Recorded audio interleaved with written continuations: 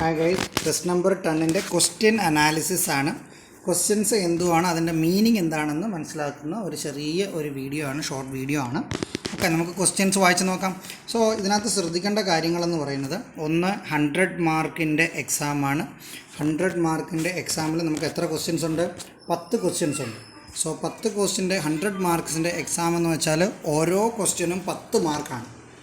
10 മാർക്കിന് 1.5 പേജ് ആണ് ഞാൻ പറഞ്ഞിരുന്നത്. 1.5 പേജ് അല്ലെങ്കിൽ 150 വേർഡ്സ് എന്ന രീതിയിലാണ് നിങ്ങൾ എഴുതേണ്ടത്. നിങ്ങളൊരു 2 പേജ് ടാർഗറ്റ് ചെയ്താൽ അതിൽ തെറ്റൊന്നുമില്ല. 2 പേജ് ടാർഗറ്റ് ചെയ്തെങ്കിൽ മാത്രമേ ആക്ച്വൽ എക്സാം വരുമ്പോൾ നമുക്ക് പോയിൻറ്റിനെ കറക്റ്റായിട്ട് ഡെലിവർ ചെയ്യാൻ പറ്റൂ.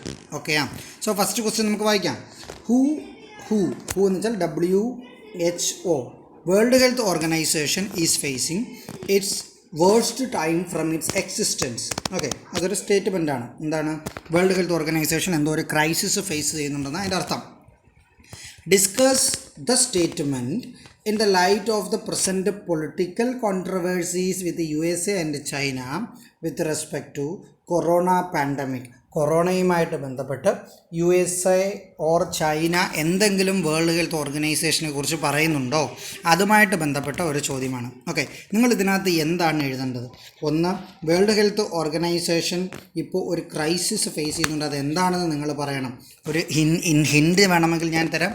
USA റീസെൻ്റായിട്ട് പറഞ്ഞു അവർ ഫണ്ടിങ് വേൾഡ് ഹെൽത്ത് ഓർഗനൈസേഷന് കൊടുക്കുന്ന സ്റ്റോപ്പ് ചെയ്യുമെന്ന് പറഞ്ഞു. അതിൻ്റെ കാര്യകാരണങ്ങൾ നിങ്ങളുടെ ആൻസറിൽ കാണണം. അതിൻ്റെ കാര്യം വേണം, കാരണം വേണം. അതോടൊപ്പം തന്നെ വേൾഡ് ഹെൽത്ത് ഓർഗനൈസേഷൻ ഫെയിലറായോ ഇല്ലയോ എന്ന രീതിയിൽ ചെറിയ ഒരു ഇൻഡിക്കേഷൻ നിങ്ങൾ കൊടുക്കണം. ഓക്കെ, അത് ഡിസ്കസ് ചെയ്താൽ മതി ഈ ഇൻസിഡൻറ്റ് നിങ്ങൾ. ഇനി second question, United nation organisation has it's relevance even today. അതും ഒരു ജനറൽ സ്റ്റേറ്റ്മെൻ്റ് ആണ്. യുണൈറ്റഡ് നേഷൻ ഓർഗനൈസേഷന് റിലവൻസ് ഉണ്ട് എന്നാണ് പറയുന്നത്. ഓക്കെ, നമുക്ക് നോക്കാം ഉണ്ടോ ഇല്ലയോ എന്ന്. What is the stated objectives of United Nations Organization and mention some recent events explaining its relevance. So stated objectives of UNO വേണം. UNOയുടെ ഒബ്ജക്റ്റീവ്സ് എന്തൊക്കെയാണ്? ഇപ്പോൾ UNOയുടെ ആ സൈറ്റ് എടുത്ത് നോക്കിക്കഴിഞ്ഞാൽ നിങ്ങൾക്ക് കിട്ടും. അല്ലെങ്കിൽ യുണൈറ്റഡ് നേഷൻ ഓർഗനൈസേഷൻ്റെ ഒബ്ജക്റ്റീവ്സ് നോക്കിയാൽ നിങ്ങൾക്ക് സെറ്റ് ഓഫ് ടാർഗറ്റ്സ് കിട്ടും. ഓക്കെയാ? അതാണ് നിങ്ങളിവിടെ എഴുതേണ്ടത്. Mention some recent events explaining its relevance. റീസെൻ്റായിട്ട് യുണൈറ്റഡ് നേഷൻ UNO ഇൻവോൾവ് ചെയ്ത് സെറ്റിൽമെൻ്റ് ആക്കിയിട്ടുള്ള, ഇൻവോൾവ് ചെയ്ത് സോൾവ് ആക്കിയിട്ടുള്ള എന്തെങ്കിലും ഈവൻറ്റ്സ് നിങ്ങൾക്ക് അറിയാമെങ്കിൽ ആ ഈവൻറ്റ്സിനെ കുറിച്ച് നിങ്ങളിവിടെ സ്പെസിഫൈ ചെയ്യണം. മനസ്സിലാവുന്നോ? UNO ഇപ്പോൾ റീസെൻ്റായിട്ട് ഏതെങ്കിലും ഈവൻറ്റ്, സോ എന്നിട്ട് റിലവൻസ് തെളിയിക്കുന്ന രീതിയിലുള്ള എന്തെങ്കിലും ഒരു ഈവൻ്റ് ആയിരിക്കണം. ഓക്കെയാ? നിങ്ങൾക്ക് ഏതെങ്കിലും ന്യൂക്ലിയർ ആം സെറ്റിൽമെൻറ്റ് കാര്യത്തിൽ UNO ഇൻവോൾവ് ആയിട്ടുണ്ടോ, ഏതെങ്കിലും കൺട്രീസുമായിട്ടുള്ള കുഴപ്പം ഇൻവോൾവ് ആയിട്ടുണ്ടോ, ആ രീതിയിൽ നിങ്ങൾക്ക് എക്സാമ്പിളോട് പറയാൻ പറ്റും. Second one. Third one, list out India's reasons for expanding Security Council membership in UN. So United Nation ഓർഗനൈസേഷൻ്റെ പെർമനൻറ്റ് 5 എന്ന് പറയുന്ന സെക്യൂരിറ്റി കൗൺസിലിലെ പെർമനൻറ്റ് 5 മാറ്റിയിട്ട് അത് കൂട്ടണം എന്ന രീതിയിൽ ഇന്ത്യ പറയുന്നുണ്ട്.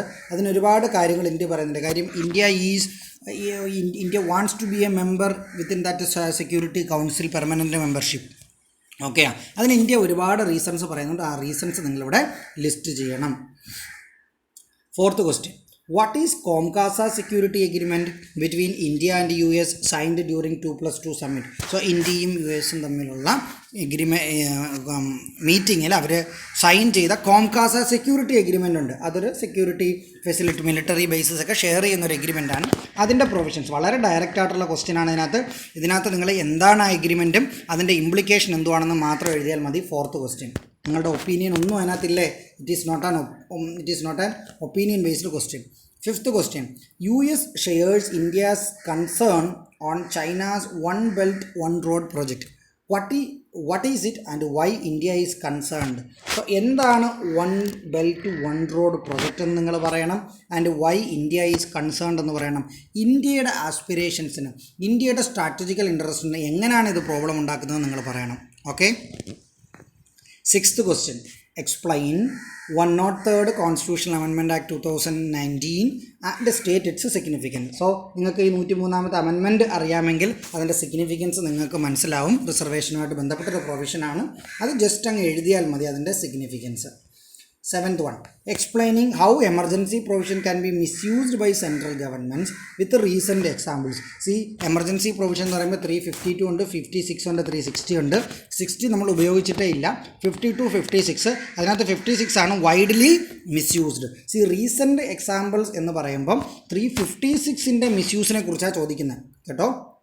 നിങ്ങൾ 1970s ഇന്ദിരാഗാന്ധിയുടെ ടൈം ഒരു ഇൻഡിക്കേഷനായിട്ട് കൊടുക്കാമെങ്കിൽ പോലും എക്സാമ്പിൾസ് ഒരിക്കലും അതായിട്ട് എടുക്കരുത്.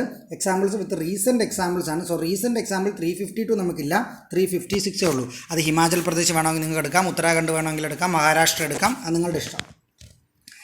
8th question, the courts must reform so that they can preserve. Suggest some measures to reform Indian judiciary. So നിങ്ങൾ ഇന്ത്യൻ ജുഡീഷ്യറിയെ റീഫോം ചെയ്യാൻ വേണ്ടി മെഷേഴ്സ് പറയണം. ആ ചോദ്യത്തിൽ നിന്ന് തന്നെ നിങ്ങൾക്ക് മനസ്സിലാവും അതിനകത്തൊരു ഹിഡൻ ചോദ്യമുണ്ട്. Is there any lapse in the system? ഓക്കെയാ, ഇന്ത്യൻ ജുഡീഷ്യൽ എന്തെങ്കിലും ലാബ്സ് ഉണ്ടോ, കുറവുകളുണ്ടോ? അങ്ങനെയാണെങ്കിൽ മാത്രമല്ലേ നമുക്ക് റീഫോം ചെയ്യാൻ പറ്റൂ. സോ ലാബ്സ് നിങ്ങൾ പറയണം, അതിൻ്റെ റീഫോം നിങ്ങൾ പറയണം. ഓക്കെയാ. 9th question, what is judicial review? വളരെ ഡയറക്റ്റ് ആയിട്ടുള്ള ക്വസ്റ്റ്യൻ ആണ്. ജുഡീഷ്യൽ റിവ്യൂ എന്താണെന്ന് പറയണം. List some good results of it. So ഒരു കാര്യം ശ്രദ്ധിച്ചോണം, ജുഡീഷ്യൽ റിവ്യൂവിൻ്റെ ബാഡ് സൈഡേ, കോൺ സൈഡേ ഇവിടെ വേണ്ട, ഗുഡ് സൈഡ് മാത്രം, പ്രോസ് മാത്രം ഇവിടെ എഴുതിയാൽ മതി. ഓക്കെയാ. PIL, Public Interest Litigation, has been the best protector of poor and downtrodden. Critically analyze. So critically analyze ആണ് ഹിയർ. സോ നിങ്ങൾ PIL എന്തുവാണെന്ന് പറയണം, PIL എങ്ങനെയാണ് പുവർ ഓർ അൺഹേർഡ് വോയിസസിനെ റെപ്രസെൻ്റ് ചെയ്യുന്ന പറയണം. ക്രിട്ടിക്കൽ അനാലിസിസ് ആയതുകൊണ്ട് ചില സമയങ്ങളിൽ അത് പൊളിറ്റിക്കൽ പർപ്പസിന് യൂസ് ചെയ്യുന്ന കാര്യം നിങ്ങളിവിടെ പറയണം. ഇനി ഞാനൊരു നോട്ടിൽ ഞാൻ എഴുതിയിട്ടുണ്ട്, പൊളിറ്റിക്കൽ പാർട്ടീസിൻ്റെയോ ലീഡേഴ്സിൻ്റെ നെയിമോ ഒന്നും അൺനെസസറി ആയിട്ട് യൂസ് ചെയ്യരുതെന്ന് പറഞ്ഞിട്ടുണ്ട്. കാര്യം എന്താണെന്ന് വെച്ചാൽ ഇവിടെ ഒരു എമർജൻസി ക്വസ്റ്റ്യൻ ഉണ്ട്. നിങ്ങൾ ചിലപ്പോൾ ഇന്ദിരാഗാന്ധിജിയുടെ പേര് പറയും, അത് അൺനെസസറിയാണ്, അതിൻ്റെ ആവശ്യമേയില്ല, നിങ്ങൾ ഇയേഴ്സ് വെച്ച് പറഞ്ഞാൽ മതി. നിങ്ങൾ ചിലപ്പം പറയും Narendra Modi the present prime minister, അദ്ദേഹം ഇത് മിസ്യൂസ് ചെയ്യുമെന്ന് പറയും. അങ്ങനെ ഒന്നും പറയേണ്ട കാര്യമില്ല. യാതൊരു കാരണവശാലും അൺനെസസറി ആയിട്ട് പൊളിറ്റിക്കൽ പേഴ്സൺസിൻ്റെ നെയിം കൊണ്ടുവരേണ്ട കാര്യമില്ല. യാതൊരു കാരണവശാലും ഒരു പാർട്ടിയുടെ കാര്യം കൊണ്ടുവരേണ്ട കാര്യമില്ല. Central government means central government, അതിന് നമുക്ക് പാർട്ടിയുടെ കളർ വേണ്ട. കാര്യം പേപ്പർ ഇവാലുവേറ്റ് ചെയ്യുന്നത് ഏത് തരത്തിലുള്ള ആൾക്കാരുമായിരിക്കും. So be careful about that. Okay. So questions എല്ലാം നിങ്ങൾക്ക് മനസ്സിലായി കാണുമെന്ന് വിചാരിക്കുന്നു. എത്രയും പെട്ടെന്ന് ഇതിൻ്റെ ആൻസർ എഴുതി നിങ്ങൾ സബ്മിറ്റ് ചെയ്യുക. Thank you.